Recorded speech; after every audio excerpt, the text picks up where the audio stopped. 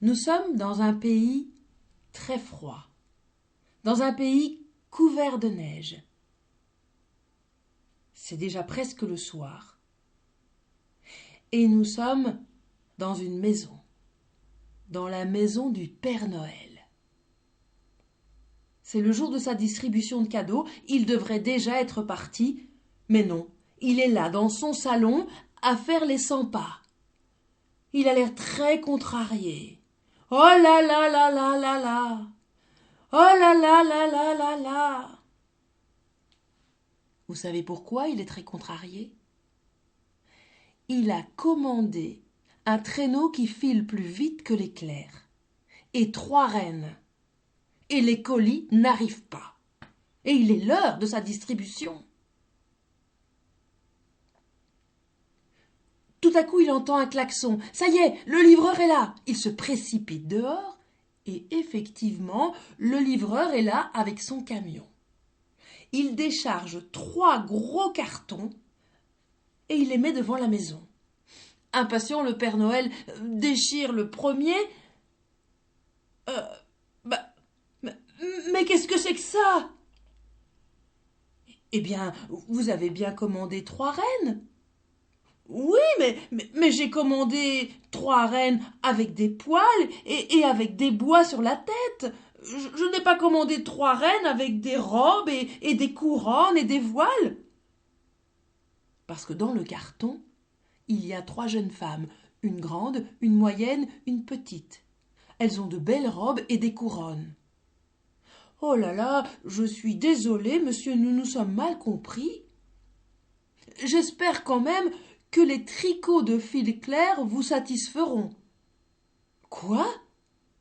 Mais je n'ai pas commandé des tricots de fil clair. J'ai commandé un tricot, un traîneau qui file plus vite que l'éclair. Oh, je suis désolée, monsieur, nous nous sommes mal compris. Je dois partir. Je dois partir parce qu'un autre monsieur, figurez-vous, m'a commandé pour renfermer ses chiens 3 quiches et elles vont refroidir. 3 quiches? Mais vous voulez dire 3 niches? Trop tard. Le livreur est déjà remonté dans son camion et il file. Oh là là là là là là. Le Père Noël rentre chez lui, suivi par les 3 rennes, et il s'affale dans son fauteuil en poussant un soupir tellement fort qu'il fait voler tous les rideaux du salon. Qu'est-ce que je vais faire? C'est le jour de ma distribution. Oh.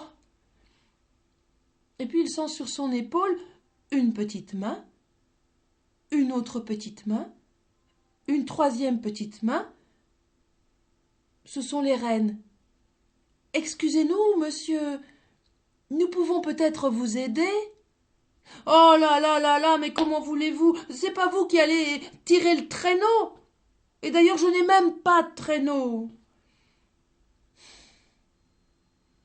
Alors, la grande reine, la plus grande des 3, s'avance devant le Père Noël et elle fait une très jolie révérence.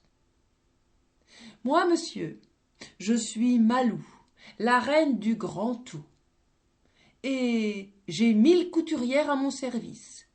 Il suffit que je claque du doigt et elles apparaissent. Et clac! Dans le salon du Père Noël, il y a tout à coup 1000 couturières. Oh là là! Qu'est-ce que vous voulez que je fasse avec 1000 couturières? Dit le Père Noël, et il pousse un énorme soupir qui fait voler tous les cheveux des couturières.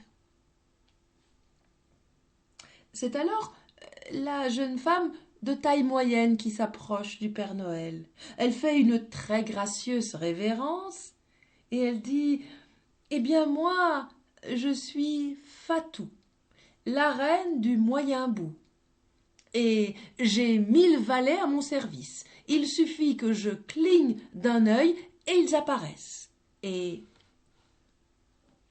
voilà dans le salon du Père Noël 1000 valets. Mais qu'est-ce que vous voulez que je fasse avec 1000 valets? et le Père Noël pousse un énorme soupir qui fait reculer les valets d'1 mètre. C'est alors la 3e petite reine qui s'approche. « Moi, monsieur, je suis Zoé, la reine du petit rien. Je n'ai pas de couturière, je n'ai pas de valet, mais j'ai une idée. » Et voilà Zoé qui emmène les 1000 couturières, les 1000 valets dans l'atelier du Père Noël. Elle fait apporter les cartons avec les tricots de fil clair. Et les couturières se mettent au travail. Avec les tricots de fil clair, elles font 1000 parachutes. Et quand elles ont fini de coudre les 1000 parachutes, elles les attachent sur le dos des 1000 valets. Ensuite, Zoé va chercher les cadeaux, 1, 2, 3, 5, 10, et elle les dépose dans les bras des valets. Et quand tout cela est terminé, Zoé s'approche du Père Noël.